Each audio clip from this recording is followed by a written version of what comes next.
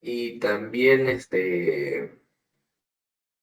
¿cómo se llama esta enfermedad? Atrofia multisistémica. Ahí está. Son las siguientes. Uy, ya. Parkinson.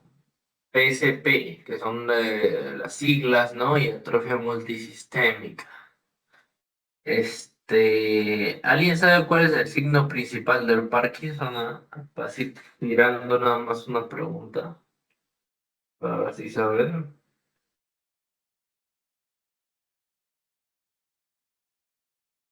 Bastante claro la fácil, pero también más fácil no expresiva. Pero ¿saben cuál es el signo principal?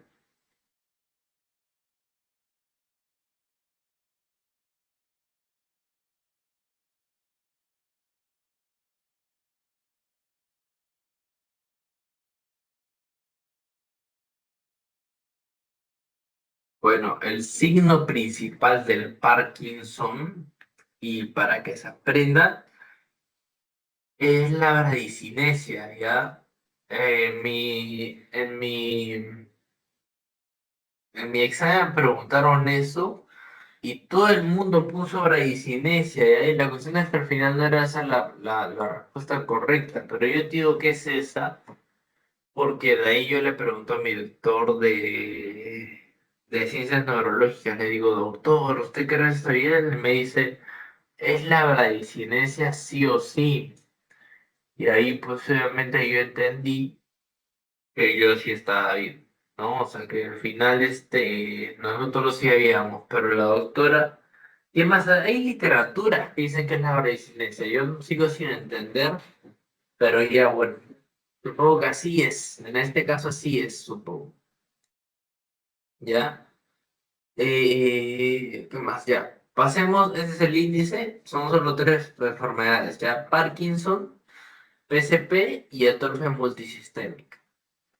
En la enfermedad de Parkinson, ya, la enfermedad de Parkinson no se limita únicamente a un trastorno del movimiento, sino, a varios, ya, a varios.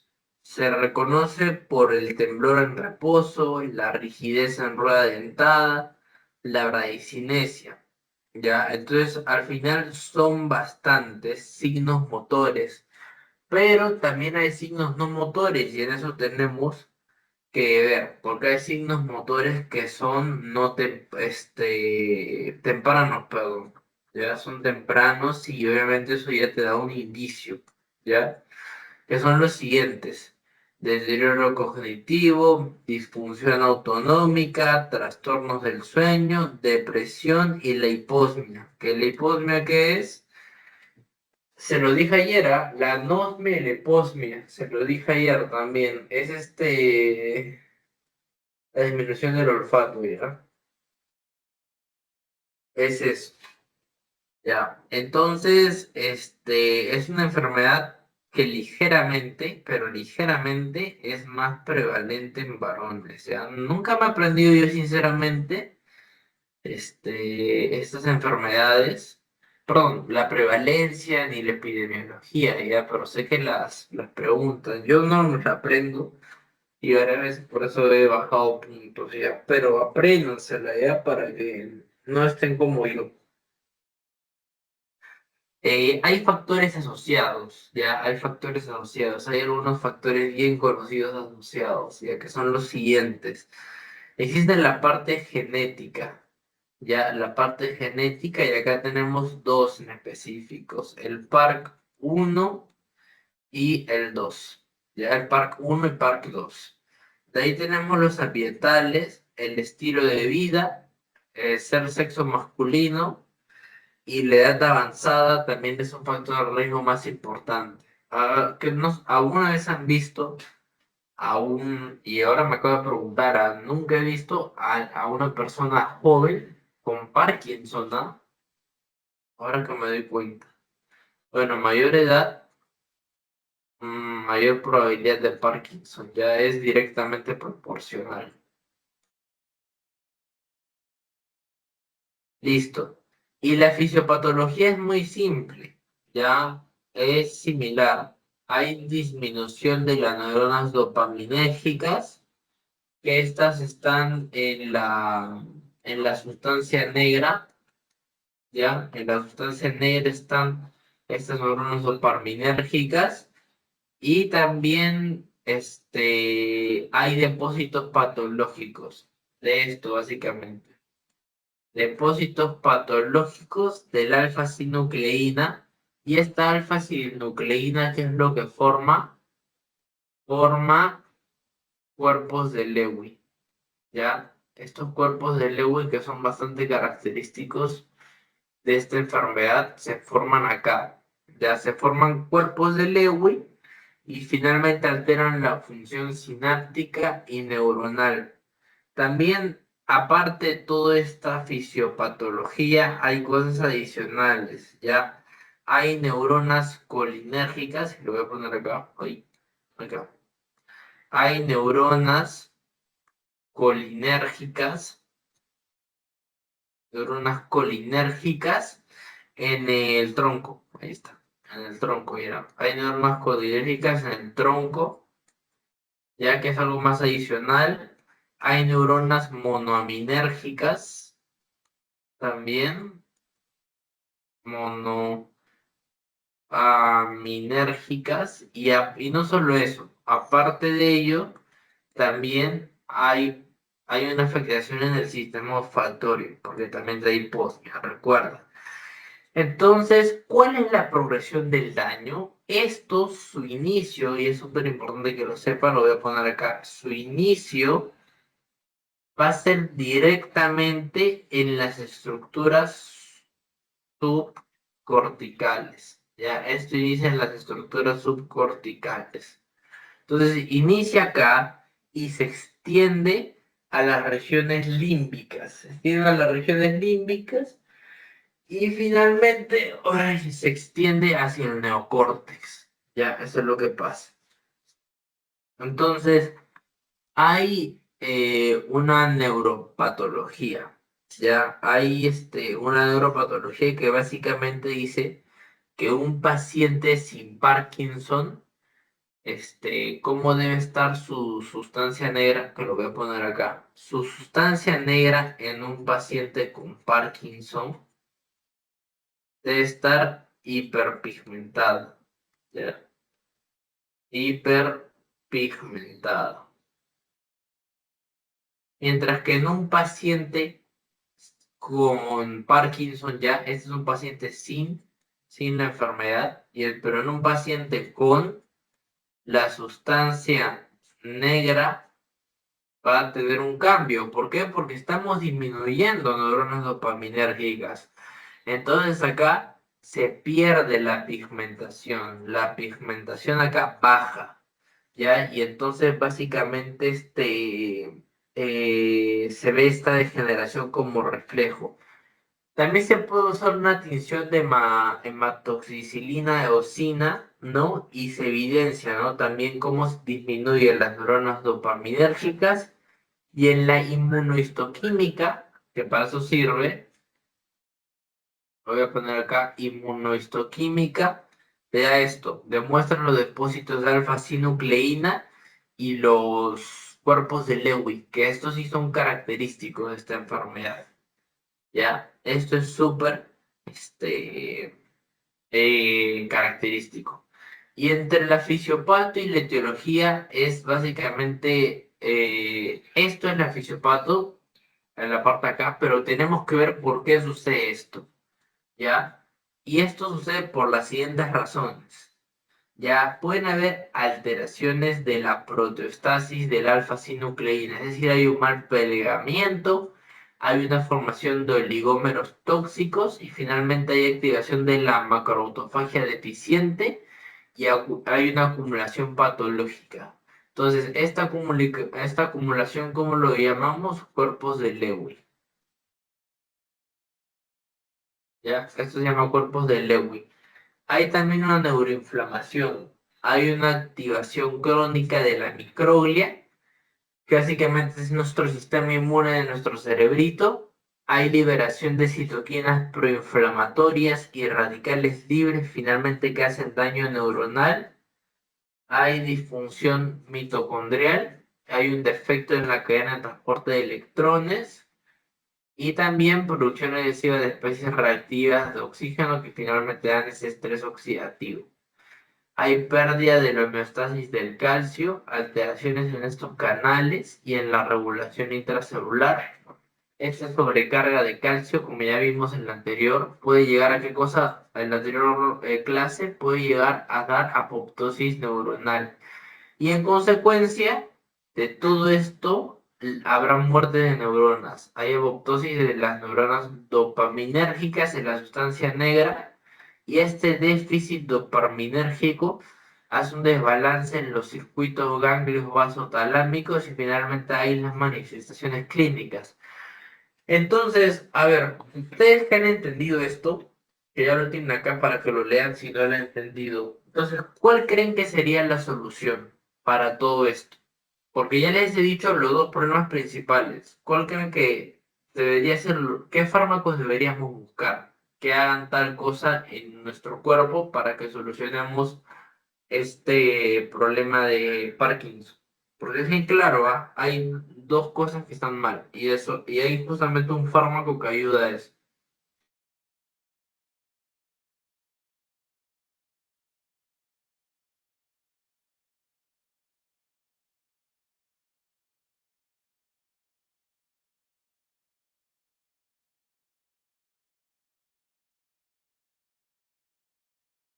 Bueno, básicamente la respuesta es bastante fácil, ¿ya? Para que lo aprendan y se las digo ahora.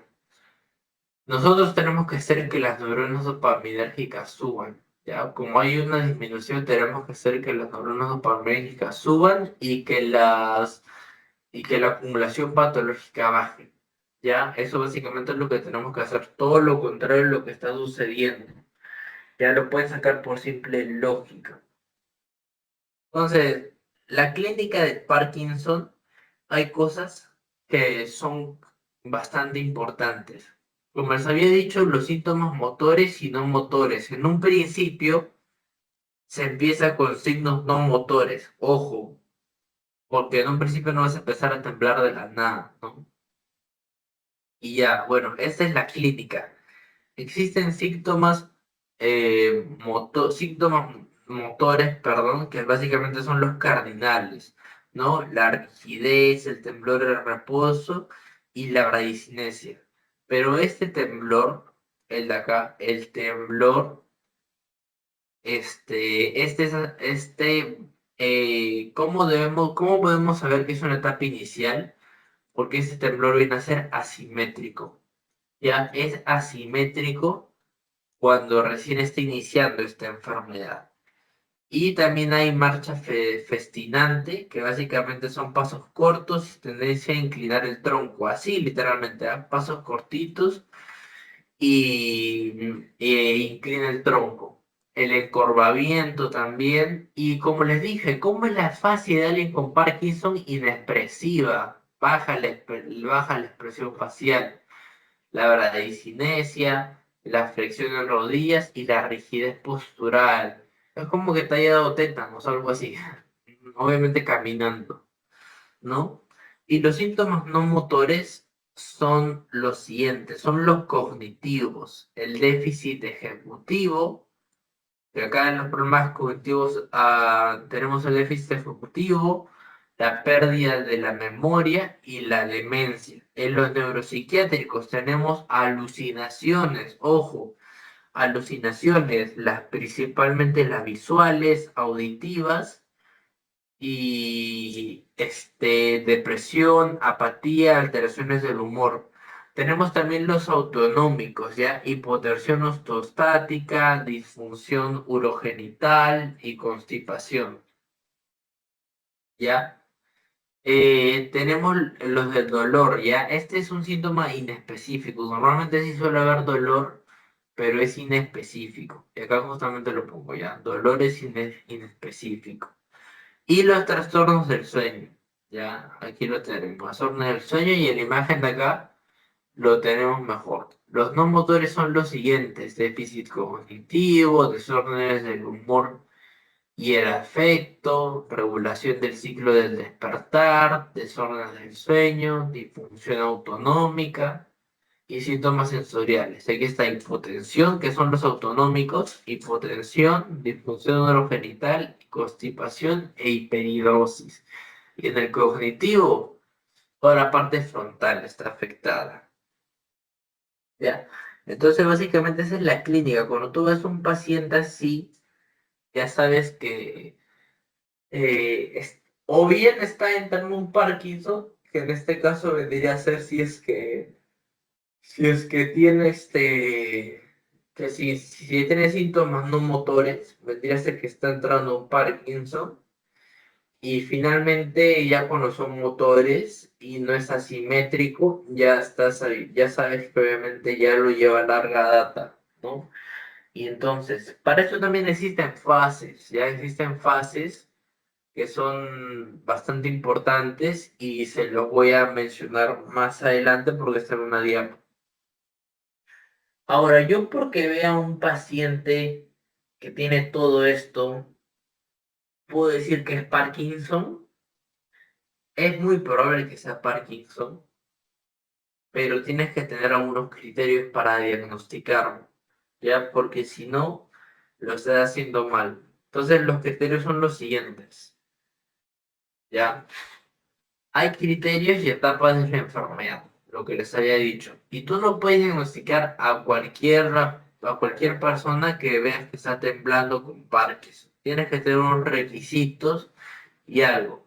El requisito inicial, y por lo que yo dije que es lo más característico, la presencia de bradicinesia, acompañada de qué cosa: temblor en reposo o rigidez. ¿Y qué cosa puedes dar? ¿Qué criterios son para un Parkinson clínicamente establecido? Es decir, para que ya lo diagnostique 100%, tiene que haber ausencia de criterios de exclusión, al menos dos criterios de soporte y ausencia de banderas rojas. Entonces, para que se dé esto, eso tiene que estar check. ¿Y cuáles son los criterios de exclusión? ¿Cuáles son los criterios de soporte? ¿Cuáles son las ausencias de banderas rojas? Son los siguientes, y esto sí apréndanselo.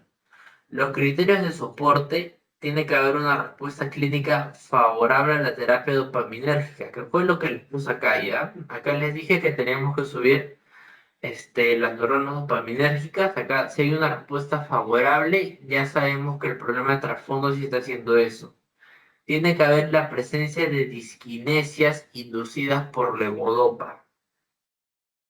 Tiene que existir el temblor en reposo, la pérdida olfatoria o de nervación cardíaca demostrada en cintigrafía, y eso. Acá tiene que haber al menos dos, ¿ya? Dos de estos.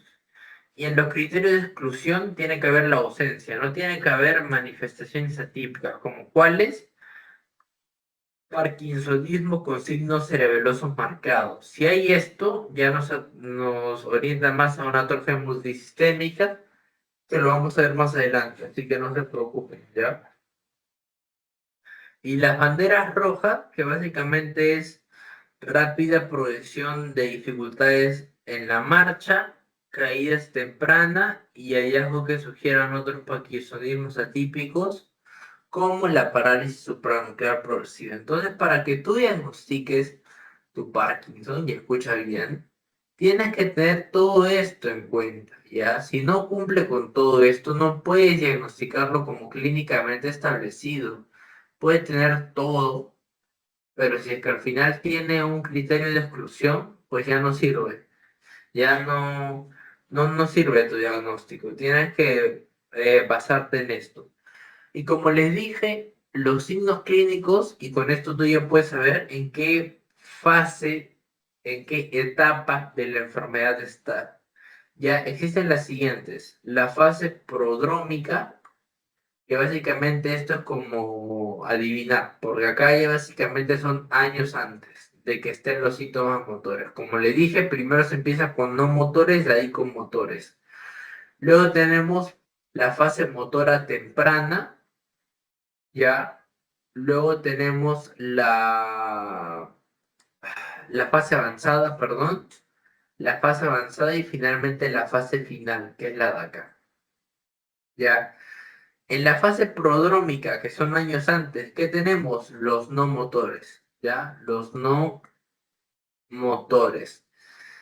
Que ¿cómo pueden ser? La depresión, la hiposmia, la ansiedad, la constipación, todo lo que hablamos acá. Y acá básicamente te lo dicen, ¿no? Miren, no motores son de este color rosito y está hasta acá. Hasta aquí, hasta donde justo se termina nuestra fase. Está el sueño, el trastorno del sueño, desórdenes, ¿no? Depresión, constipación, la hiposmia, la ansiedad y ya. Luego llegamos a la frase motora temprana, que es la subsiguiente. Acá ya empiezan las fases motoras. Acá solo hay, y escuchen bien, ¿ah? Esos son los tres pilares fundamentales: bradicinesia, rigidez y temblor en reposo, ¿ya? Esos son lo que se tienen que aprender. Eso está acá, ¿ya? Lo pongo acá otra vez. Bradicinesia, la bradicinesia, el temblor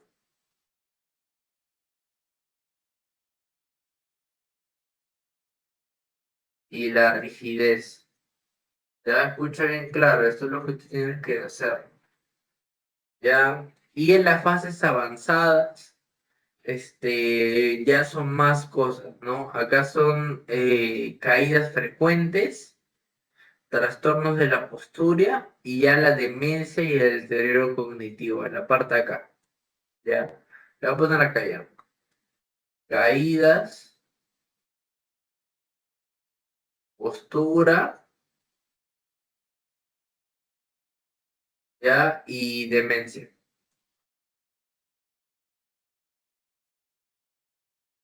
Demencia, ¿ya? Y en la fase final, ya las complicaciones son múltiples, ya son múltiples y ya básicamente esto te lleva a la muerte. Ya, entonces, eso es lo que ustedes tienen que saber, porque es importante, ¿ya? Así ustedes pueden saber en qué etapa de, de, de tu Alzheimer, perdón, de tu Parkinson está. ¿Ya? Y así básicamente tú puedes indicar la terapia, indicar los fármacos, etcétera, que lo vamos a ver más adelante, ¿ya? Luego tenemos las imágenes, ya acá se puso varias cosas, ya normalmente no lo puso tan grande, pero se pueden usar varias cosas, ¿ya? A ver, en la parte de la A tenemos tomografía por transmisión de positrones, creo que es así, ya en la parte de A, y acá permite observar, en la parte de la A, permite observar la disminución de dopamina, ya permite ver la disminución de dopamina. En nuestra letrita B tenemos cómo se evalúa. Este es un SPECT, ¿ya? Un SPECT, ¿ya? Esta acá evaluamos la actividad dopaminérgica presináptica. Actividad dopaminérgica presináptica. ¿Ya? La actividad dopaminérgica presináptica y se ve la pérdida de la denervación simpática. En nuestra letrita C, esto ya es una resonancia magnética, ya estructural, y acá obviamente no podemos ver la dopamina ni nada, pero podemos ver cómo se ve la pérdida de la sustancia negra, ya que justamente ahí es donde está nuestras neuronas dopaminérgicas, ya se ve acá claramente. Y ahí finalmente nuestra última es nuestra resonancia también, pero acá se usa algo más, se usa neuromelamina. Ya, eso sí, no lo había oído, no, se los pongo básicamente para que lo sepan, ya no creo que tomen esto, ¿ya? Pero acá también es lo mismo, básicamente, que esto, ¿no? Permite ver pérdida de la sustancia negra, ¿ya? Y bueno, eso básicamente, ¿ya? Entonces acá podemos usar varias cosas. Podemos usar, a ver acá, podemos usar nuestra tomografía por transmisión de positones, creo que así se llama, no estoy seguro, de una chequeada, y permite visualizar la disminución de dopamina, ¿ya? De dopa. Básicamente es PET con F-dopa. Ya. Luego tenemos el SPECT, que ya lo había mencionado, y acá es para la actividad dopaminérgica. Aquí está, ya. Básicamente eso. La resonancia magnética permite descartar otros problemas, ¿no? Otras patologías, y se observan ahí los cambios anatómicos. Ahí no puedes ver nada metabólico, absolutamente nada. No te va a servir para eso. Ya, y finalmente la SPECT o PET miocárdicos muestran la denervación simpática cardíaca, ya que es característica de la enfermedad, la denervación simpática. Entonces, eso es lo que tú tienes que saber con imagen, ¿ya? Y acá, antes de llegar acá, quiero hablar de la genética, ¿ya? De la genética porque les había mencionado un punto que sí tenía algo que ver. Se han identificado varios genes, obviamente asociados al desarrollo de esta enfermedad. Lo voy a poner acá. Genética, como punto aparte. Se han identificado varios genes, obviamente, con desarrollo de la enfermedad, pero estos son los siguientes, ¿ya? Lo que más predomina. El PARC8, que es un gen dominante, y el PARC2, creo. Sí, 2. Es el recesivo, ¿ya? El PARC8 se relaciona más al fenotipo, ¿ya? A nuestro fenotipo. Y el PARC2 básicamente se asocia con otras formas que se suelen acompañar con qué cosa? Con distonías. Está más asociado a las distonías, ¿ya? Y aparte de eso, también algo que es complementario, pero no lo he visto mucho, es el LSR. ¿Ya? El LSR también se puede usar acá. Acá lo que se hace es se dosa alfa-sinucleína, ¿ya? Y finalmente van a haber bajos niveles de apolipo A, ¿ya? Apolipo A.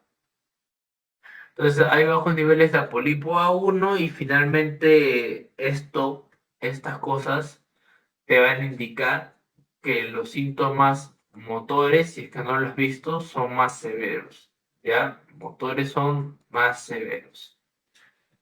Entonces, puedes hacer estas dos cosas, ¿ya? Puedes usar LSR, puedes usar todo esto, pero como les digo, el diagnóstico es básicamente clínico, ¿ya?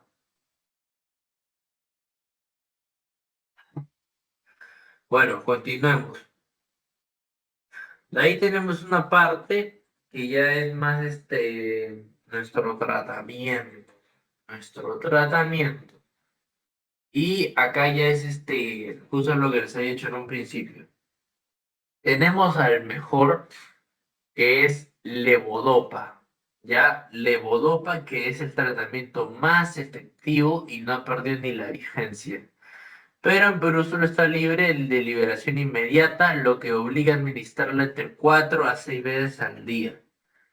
Ya en otros países hay liberación extendida y se puede obviamente administrar levodopa en infusión continua mediante bomba y sonda duodenal.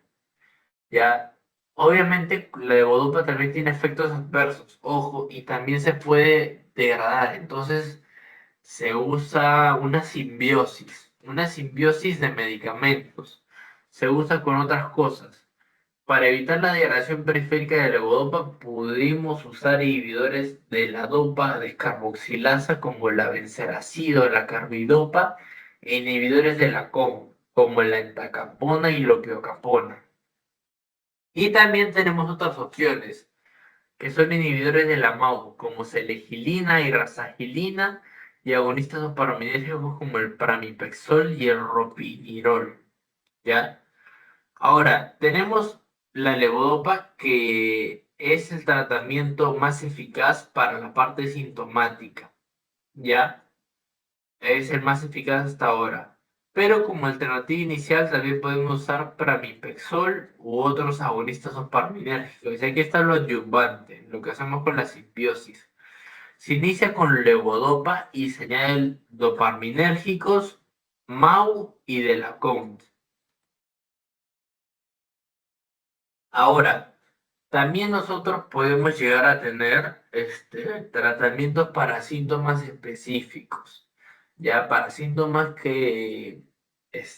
ouch, que nos ayuden, ya que al final sean mejores, ya podemos tener eso y básicamente son los siguientes, ya para trastorno de la marcha y el balance podemos usar donepezilo y ribastigmina. También se puede usar cannabidiol, perdón, pero no tiene evidencia suficiente, y también la fisioterapia, esa sí es más útil para mejorar la función motora. Y hay opciones quirúrgicas cuando el temblor ya no es controlable, ya que básicamente es la tolotomía unilateral y la estimulación talámica. Entonces, para acá tienes que tener bastante ojo al momento de iniciar el tratamiento, porque como les he dicho, puede tener bastante complicaciones, y las complicaciones esas pueden afectar a tu paciente. Entonces, el tratamiento tiene las cosas siguientes que tienes que tener en cuenta, ¿ya? Bueno, mira, acá tienen los usos terapéuticos, por ejemplo, en esta parte, antes de explicar cómo se hace. La liberación inmediata de carbidopa más levodopa, por ejemplo, ayuda en lo sintomático, y a veces la reducción puede reducir la discinesia, que esto es algo que también te suele dar. Y el efecto más común es las náuseas.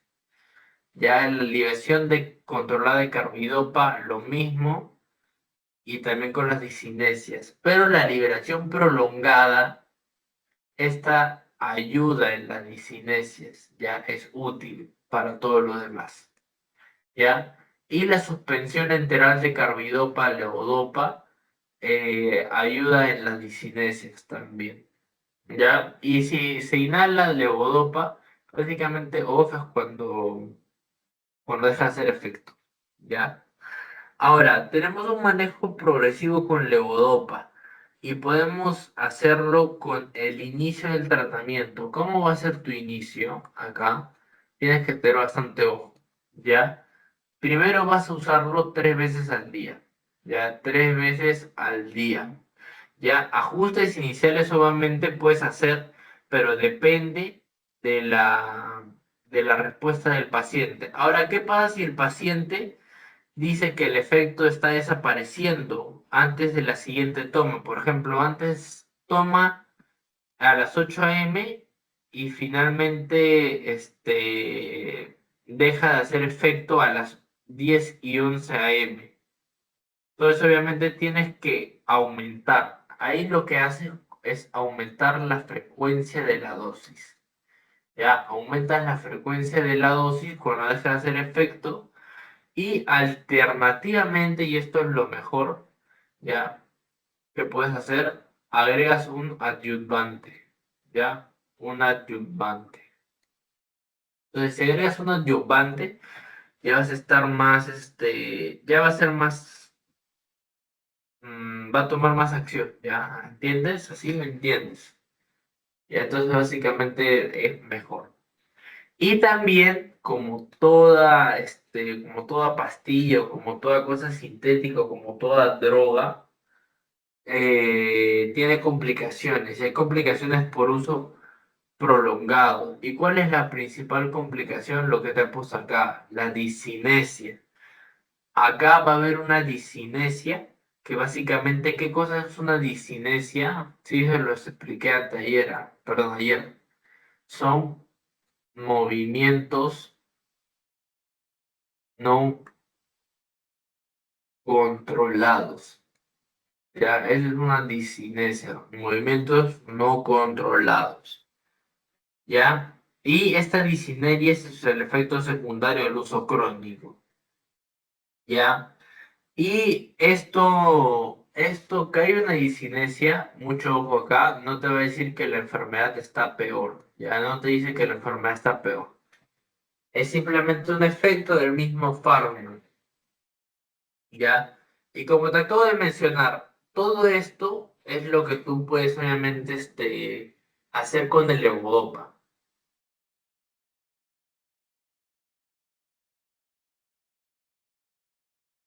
Pero no es el único fármaco que te va a ayudar. También te van a ayudar más cosas. ¿Qué es esto?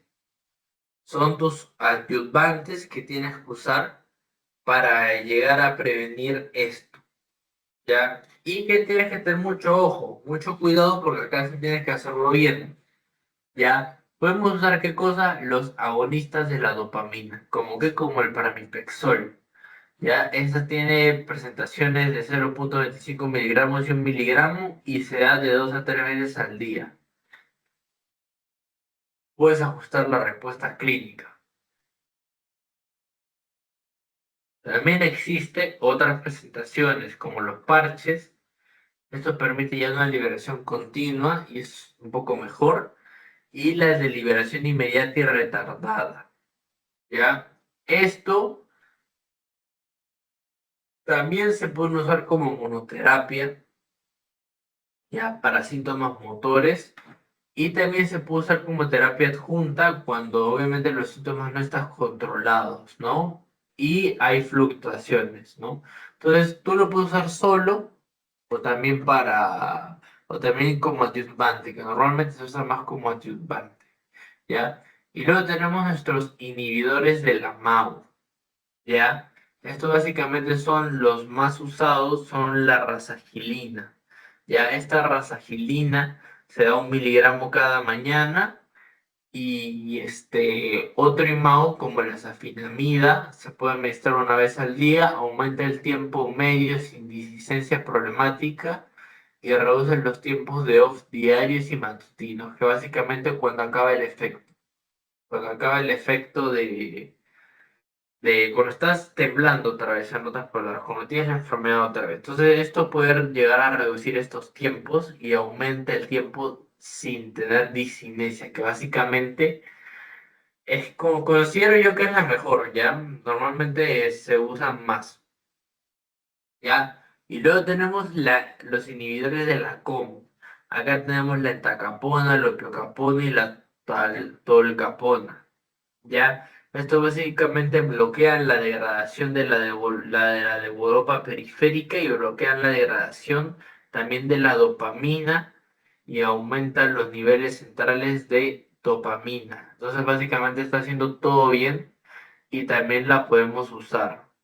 ¿Ya? Esta es de gran ayuda en desaparecer el efecto off y también la reducción o ajuste de esta dosis puede llegar a reducir la disinesia. Pero ¿cuáles son los efectos adversos aparte de la disinesia? Náuseas, diarreas, caídas, insomnio, hipotensión ortostática, síntomas gastrointestinales, trastornos del sueño. Entonces, esto te da todo eso, ¿ya? Y me olvidé de mencionar cuáles son los síntomas adversos de los inhibidores de la MAU. Ahí es básicamente lo mismo: náuseas, insomnio, mareo, hipotensión ortostática, somnolencia y acá se agrega la pérdida de apetito. ¿Ya? Entonces, acá ya pasamos no, todavía no pasamos a la siguiente. Ya, entonces, acá obviamente, esto tenemos que usar, ¿no? La terapia farmacológica, pero ya hay terapias avanzadas. ¿Ya?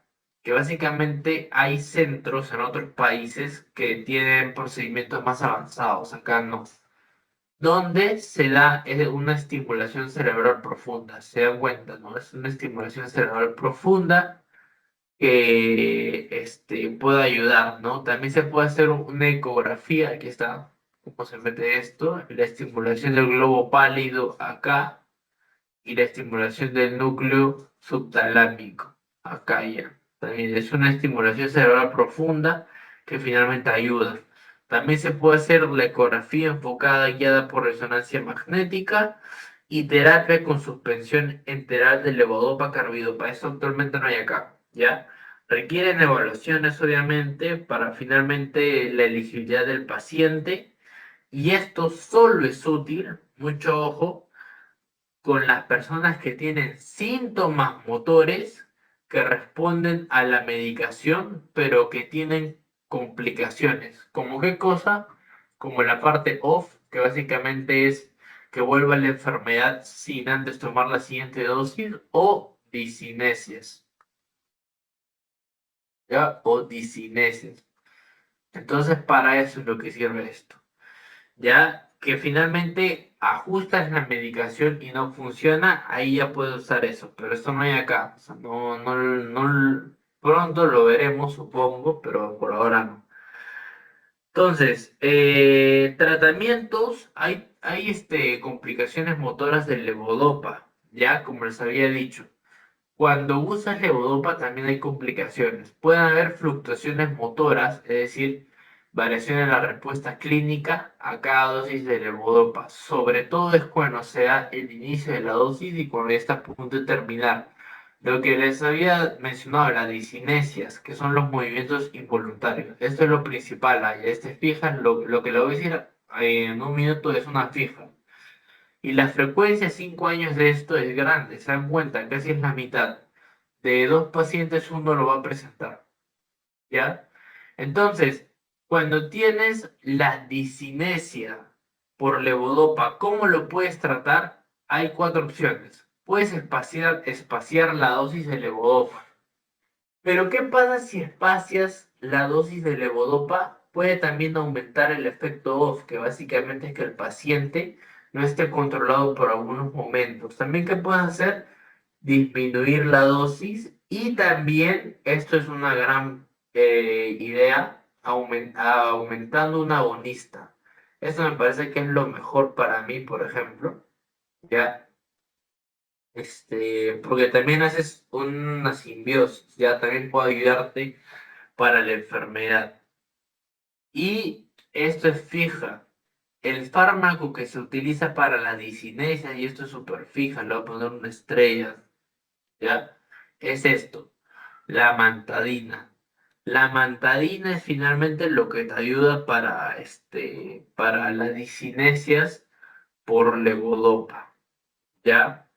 Y al inicio de esta terapia no se requiere muchas dosis, generalmente solo se administra 3 veces, como les dije, y conforme la enfermedad progresa, puede aumentar hasta 4 y 5 veces al día. En etapas avanzadas, con el incremento de la dosis, los síntomas no van a poder controlarse adecuadamente y no hay un tratamiento de prevención.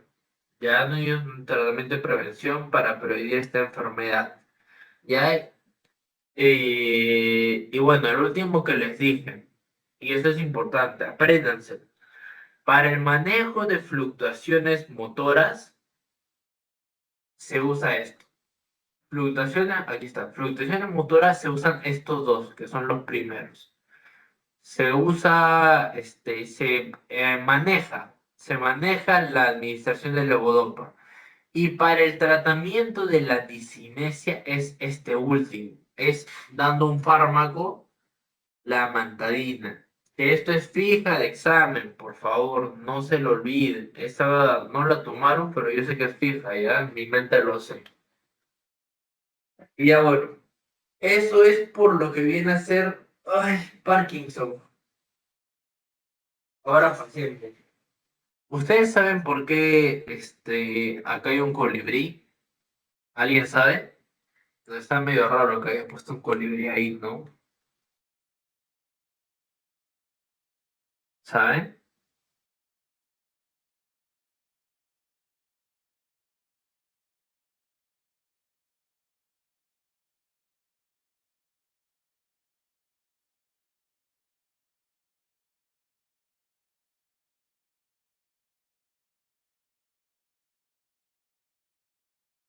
Bueno, básicamente ahí hay un colibrí porque este se da debido a la atrofia del mesencéfalo.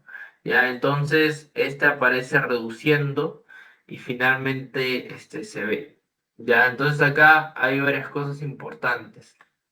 Esta básicamente es una enfermedad similar a la del Parkinson y existen otros tipos de parkinsonismos atípicos, ¿no? Uno de ellos es la PCP, que finalmente, como su nombre lo indica, compromete el control supranuclear de los movimientos oculares y bueno, es una enfermedad bastante similar. Entonces, acá es importante porque la diferencia es que la enfermedad de Parkinson observan alfa-sinucleína, que básicamente consiste en los cuerpos de Lewin. Pero en contraste, en la parálisis supranuclear progresiva, los hallazgos característicos corresponden a esto, a depósitos de proteína tau, que finalmente estas se quedan y están en las glías y las neuronas. ¿Ya? Esto, obviamente está asociado a anormalidades de la proteína tau, la prevalencia es alta, eh, bueno, no tan alta, y el pico es entre, mientras más mayor estés, más probable es, ¿ya? Y es una enfermedad neurodegenerativa. Está la etapa presintomática y la etapa sugestiva del PSP, que es un conflicto más aislado, y la etapa sintomática completa. Ya, y acá tenemos las imágenes, como les había mencionado. Ya, la parálisis supranuclear progresiva presenta una imagen, un signo que básicamente es el signo del colibrí. ¿Por qué se ve? Y es fija porque la atrofia del mesencéfalo, sin atrofia pontínea en pacientes con PCP, se ha denominado signo de colibrí porque se ha descrito que esto básicamente es útil para diferenciar la PCP de la enfermedad de Parkinson y la atrofia multisistémica. Este signo finalmente es mejor visualizado en un corte sagital, como se puede ver acá, y bueno, aquí está, por ejemplo. Entonces, se da un contorno plano y cóncavo del mesencéfalo. ¿Ya? En algunos casos también se describe con una apariencia semejante a una flor, ya como la guía. Se ve como semejante a una flor, que también se puede decir. Es decir, lo puedes llamar signo del colibrí o de la flor. Y acá tenemos la clínica, ¿no? Obviamente les acabo de mencionar que hay una etapa presintomática, sintomática y ya definida de la enfermedad, que básicamente acá se esta imagen da un poco de miedo, ¿no? Me da miedo a mí. Hay fenotipos sintomáticos, ¿no? Suele asociarse un cuadro clínico con síntomas netamente parkinsonianos y acompañado de parálisis de la marcha. Asimismo, este puede presentarse en relación con entidades como la degeneración corticobasal o la ataxia. La clínica básicamente es el síndrome de Richardson, que es lo siguiente, ¿no? Que se ve el síntoma cardinal, ¿cuál es? Parálisis de la mirada vertical. Ya, se da básicamente el enlentecimiento cognitivo, síntomas oculares inespecíficos, signo de la corbata sucia, apraxia de la apertura palpebral, disartre y disfagia, expresión facial de preocupación y la mortalidad es de 5 a 8 años. Aquí está, parálisis de la mirada vertical, caídas, inestabilidad de la marcha, y el cambio es en la personalidad. Esto más se ve en la persona mayor, ya cuando repetidamente sale de fiesta, va al casino, dice que va a hacer eso y al final sale para nada. Ya hay enlentecimiento cognitivo, disfunción ejecutiva y hay lentitud atáxica. Ya, entonces en la parálisis supranuclear progresiva puede presentarse desórdenes a nivel de los párpados, como qué cosa, el blefaroespasmo, como lo vemos acá, blefaroespasmo que se ve en el video más, o disminución del rango de la apertura palpebral. Y además podemos observar movimientos oculares que finalmente son lentos, ¿ya? ¿Y por qué se da todo esto? Acá lo sabemos por neuroanatomía. Ya la zona afectada en la parálisis supranuclear progresiva se va a localizar a nivel del mesencéfalo, justo acá, ¿ya? Y básicamente es principalmente del fascículo longitudinal medial. Esta, si se dan cuenta, esa estructura, ¿qué es lo que hace? Conecta nuestro tercer par craneal con nuestro sexto par craneal, ¿ya? Y el tercero finalmente es el oculomotor y el sexto es el abducen. Son responsables, son los músculos del ojo, ¿ya? Entonces, dentro de las alteraciones de la fijación ocular, se incluyen algunos fenómenos como la presencia de sacadas lentas y la parálisis de la mirada vertical, que fue lo que mencionamos. Y finalmente los blefaroespasmos y la praxia de la apertura de los párpados. También aparte de ello, existe la parálisis supranuclear, ya la parálisis supranuclear progresiva. Y acá tenemos la parálisis supranuclear progresiva asociada a Parkinson, que finalmente es similar a la enfermedad de Parkinson, no diferenciable al inicio, pero desarrollan menos discinesias inducidas por medicamentos y menos disfunciones autonómicas. Y la poca respuesta al levodopa también, no responde al levodopa.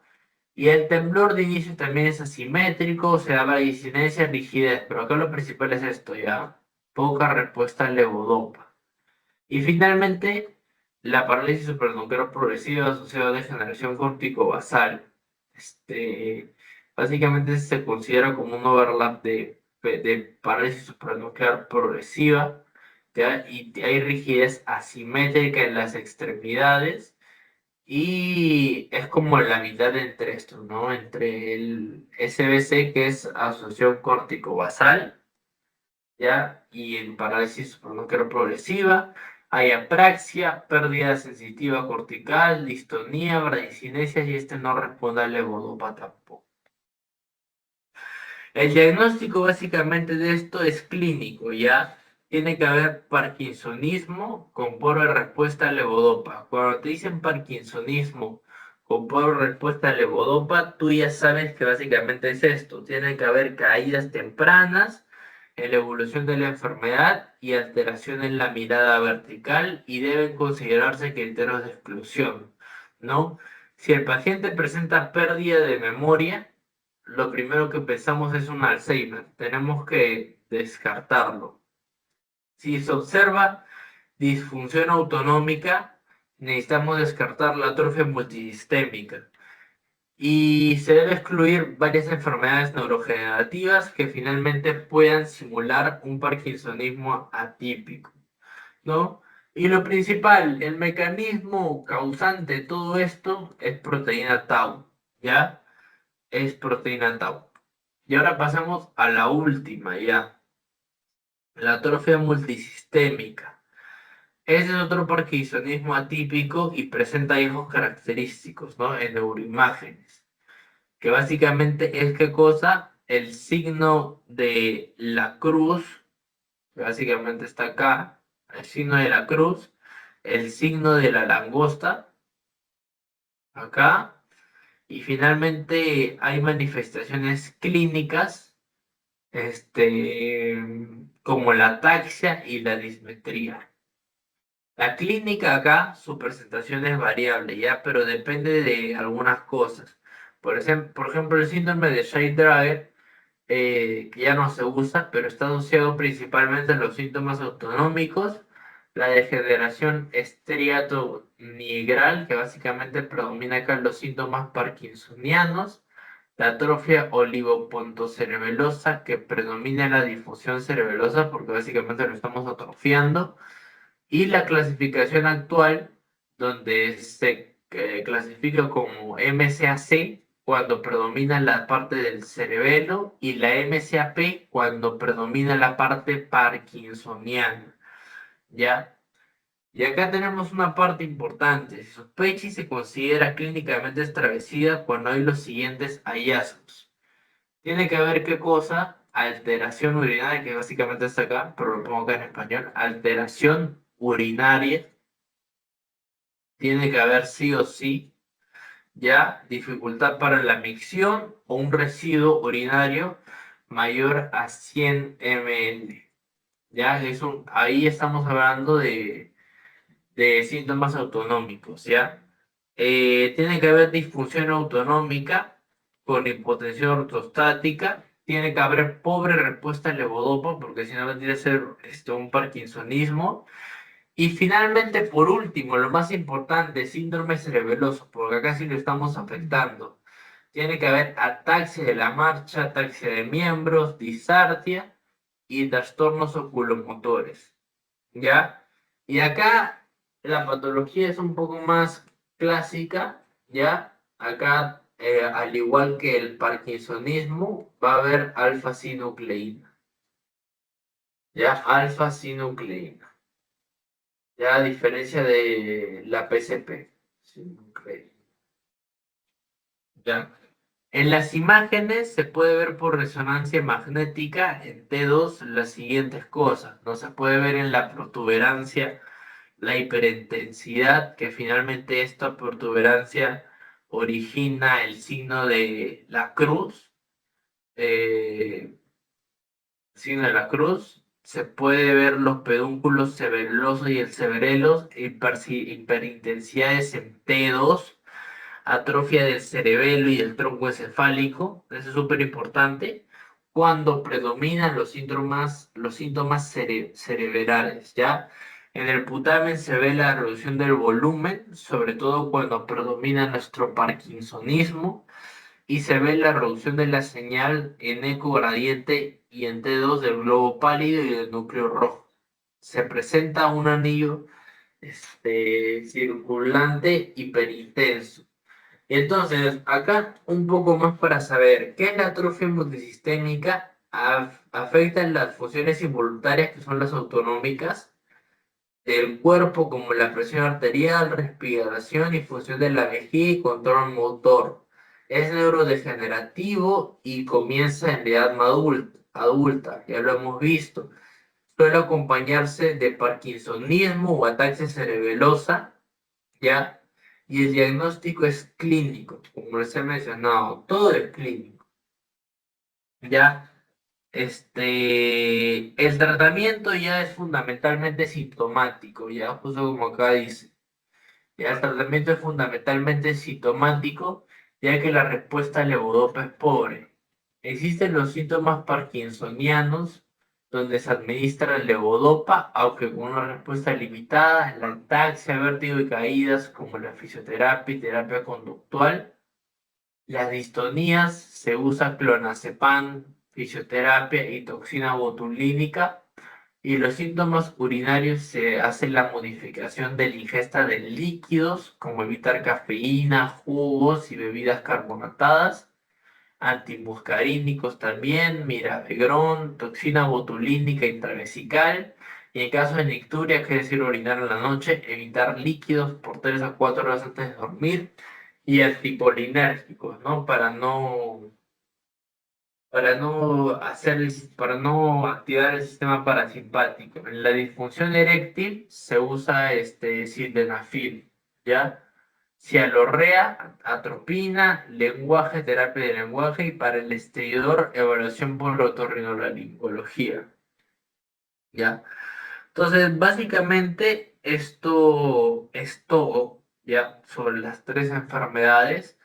Y hay que tener mucho ojo, y hay que tener mucho ojo en esta parte, porque si hay respuesta al levodopa, tú ya puedes decir que es un parkinsonismo, pero tienes que corroborar con los criterios que mencioné, ¿ya? Pero cuando no hay no respuesta al levodopa, pues puede ser las siguientes cosas. Puede ser demencia por cuerpos de Lewy, que podría ser un parkinsonismo, demencia temprano, alucinaciones visuales y tempranos.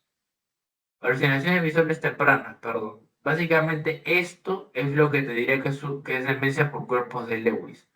Cuando es PSP, ya,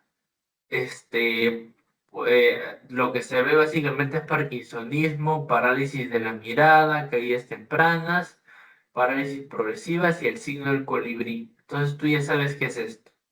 Y en la atrofia multisistémica, esto es lo principal. Síntomas cerebrales. ¿Ya? Entonces, ya con esto ya tú sabes cómo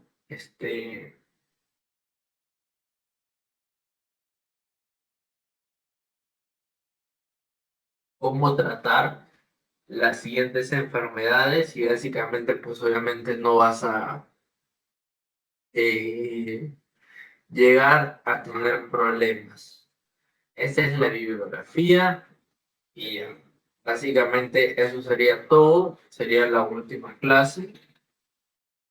Este, voy a dejar de grabar y voy a mandar el post-test, ¿ya? Ay, espero que les haya gustado.